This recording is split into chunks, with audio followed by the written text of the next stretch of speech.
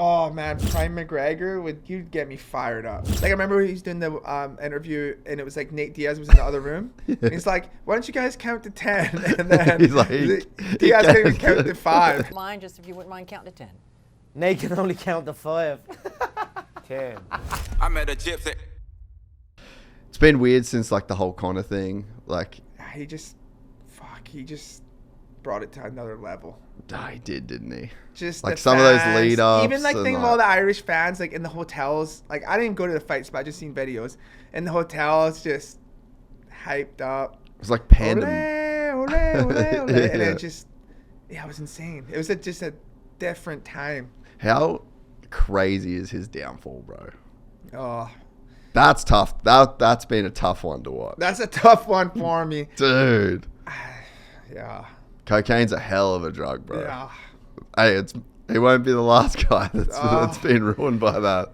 I just seen he's like saying that he's gonna. Well, you can't believe a word he says. No, it's over. He knows how to play with the fans, right? Keep the stock up there. Because you think of it, because I was like, dude, why doesn't he just say I'm done?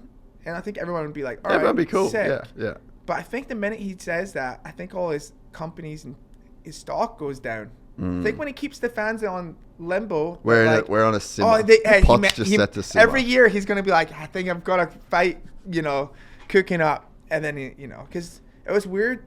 Oh well, I had that rape thing, but the Chandler one looked like it was actually gonna happen at the press conference, and remember he didn't show. Yeah. I was like, what the hell? It's weird. Crazy deal, dude. It sucks. I mean, oh man, Prime McGregor he would get me fired up. Dude. Just like when he was just so committed and dedicated and just like he's doing, as Diaz would call it, touch butt in the park. Remember that guy? yeah. Doing kicks, taking out candles and stuff, blowing out candles with his yeah. But that's like he was so all in. Yeah. At that one point in his life, and it was like no partying, no drinking, no, just lived this like monk. Just a ninja monk it was sick lifestyle. But I get it though. You can't withstand that, Yeah. You can't withstand that. But he definitely fiddles with the fans. Like I just think if you're done, just call it. You know what I mean? Like, fuck. But it's just the problem. This is the problem. His era was so good. People just have a hard time letting it go. Yeah. It was so good. Yeah. Oh man. Even the McGregor the Mayweather fight. Yeah. Dude, one of the best lines ever is when he says, "What the fuck you got a book bag for when you can't even read?" Yeah. He had so many good one-liners. Off the cuff, bro. You're just like, you're actually a genius. No, like it was just off the tip of the tongue for him. He had the gift of the gab, Yeah. Like I remember he's doing the interview and it was like Nate Diaz was in the other room. And he's like, "Why don't you guys count to 10?" And then he's like, Diaz can't even count to 5. But having the skills to then back it up too. Yeah. Because like at one point in time, he was a beast. Yeah. Just a complete beast. Oh yeah. No, he was unreal. But it was just that come up that was so inspiring, It was so sick. He just was in the gym 24/7 and even when he lost the first Diaz fight, that one as a die-hard fan, dude, that was a hard one to take. Yeah. But then he came back and he slugged it out and won the second one. That was good. It was good. But you can't withstand it forever, but yeah, it's just sad to see like the level that it's gone down. Yeah, and I wish last UFC point, I wish John Jones would fight Aspinall. You don't think that's happening? Dude, like it should. What's the hold up at this point? I think it's just John. Just doesn't want to do it. Because he probably loses that fight. You think?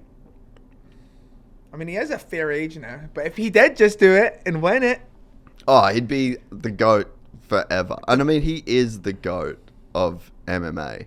And it's like, it's so hard to retire on top. Yeah. Like you think of a guy like Ricky, a guy like Villo, guys that were just like, peace boys. Like if Ricky did the full outdoor season in 2007, when he was doing his farewell would have thing, won that too. Yeah. I think GL won it, right? What's that? GL won that. Yeah. So it's just like so incredibly lucky to just be able to retire on top. that way. And it's like the Stipe thing, pretty cherry-picked fight. Cyril, like his heavyweight career has been like, hasn't really beat anyone at that, you know? Yeah. You know, that's the thing too, is like you always, like he's just trying to get his, like he could go fight Aspinall and win. Okay, and then after that, he probably still might not be done. Like, you know, sometimes you can want more, and sometimes you should just call it. You know what I mean? Yeah, and it's too late now after the Stipe fight to call it. Well, it's like Tony Ferguson, dude. Like, fuck, he kept fighting just for that one win. Yeah, and he never got it. You just finished watching a clip from the full 3-hour podcast. You're on our Clips channel. The full podcast live on the Gypsy Tales podcast channel. It's linked right here. Go over to that channel, give us a like, give us a subscribe, and make sure you never miss a full episode of the Gypsy Tales podcast. If you don't want to watch it on YouTube, you want to watch it on the go, you can also head to our iTunes or Spotify to get the full 3-hour podcast in audio format. I met a gypsy.